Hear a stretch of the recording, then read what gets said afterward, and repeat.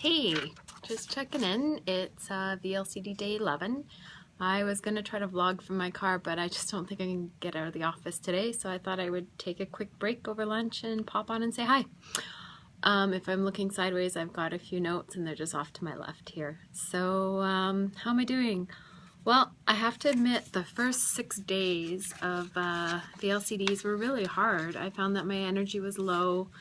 I was having a hard time with hunger and that sort of stuff, but it was almost like come day 7, it's like a switch flipped or something. I'm wondering if part of that challenge or why it was so hard was because before I hopped on VLCDs, I just dropped something. I wasn't exactly eating that clean.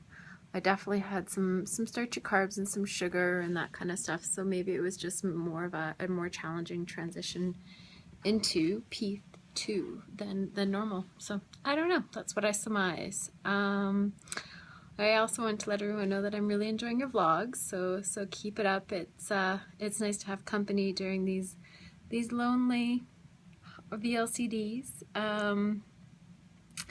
What else did I want to share with you? Oh, this will be a quick one, but I've been invited to a chocolate tasting party on Sunday, just in lieu. Is it Sunday?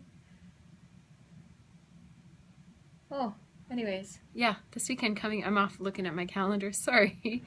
So I'm not too sure what to do there. I want to go for the social aspect and just to support my friend who's doing this, but really, a chocolate tasting party on VLCDs? I don't know. I just don't know if I want to put myself in that position. I don't know if I'm strong enough right now, and maybe I am. I don't know. So we'll leave that one up for now to see how that goes. See how I feel too. What else did I want to share with you? I've really been enjoying the discussions on maintenance and what maintenance looks like, and I've been thinking a lot about what that's going to look like for me too, and also trying to reflect why I've had challenges maintaining here and there.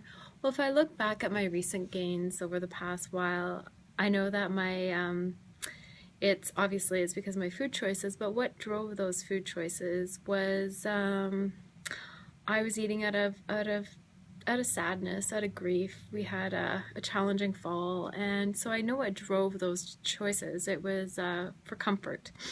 So having worked through all that over the past while, I'm thinking, okay, well, you know, what am I going to do this time? How am I going to maintain and how am I going to stay on track? So let's keep up the conversation, because listening to what other people are doing is really helping me get some ideas, get some perspective, and that sort of stuff. Speaking of food and maintenance, I just wanted to share with you what I've been eating. Typically right now, I've been eating the same things. I guess you could say a mono eater. I can eat the same thing over and over for months, and then all of a sudden one day that's it. So this is kind of what I do with my food. In the morning I package up 100 grams of chicken, or portioned out chicken, a bit of some cucumber, celery, and tomatoes, and my apple. And around 11-ish, I eat about half of that stuff. And then I finish the other half probably around 3:30 before going home. Well, we don't go home at 3:30, but that just kind of gets me through until about 7-ish, where we have dinner. And dinner right now I've been really enjoying. I've been eating, again, more grilled chicken. I gotta start switching up my protein a bit. I think I might have egg whites tonight. But I've been making what I call a monster soup, and so yeah, for those of you that don't know, I mop, but strict mop. I mix vegetables and add a few additional vegetables, but that's it. So for dinner, it's typically either steamed steamed Brussels sprouts with my chicken, or what I've been really enjoying lately is I've been making what I call monster soup, because I don't know what to call it. It's basically about a cup of chicken stock, maybe a cup and a quarter, fat-free.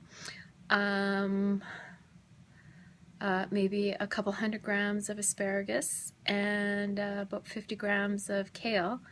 And then I just put a few shakes of garlic powder, onion powder, we've got this stuff called High's steak seasoning, so I put some of that. It'd probably be like a steak spice. And last night I just put a dash of curry, and you know what? It was outstanding. And so I basically simmer that away on the pot until the asparagus is nice and cooked. And then I just take my immersion blender and blend it up, and and then add fresh cracked pepper. And it's delicious. So, and filling. So that's kind of what I've been doing, is splitting up my proteins. So I've got 2 half proteins during the day, and then in the evening I have a full protein and a fruit in my veg. So I'm just curious if I'm the only one that splits it up, because I know a lot of people seem to have a lunch meal and an evening meal, but I don't know if I could get away with that. I think I would be, by 4 o'clock, 5 o'clock, I'd be starving. So anyways, just thought I would share what I do. But I gotta run. Back to work I go. But I just wanted to hop on and say hi and see how everyone's doing. We'll talk to you soon. Bye.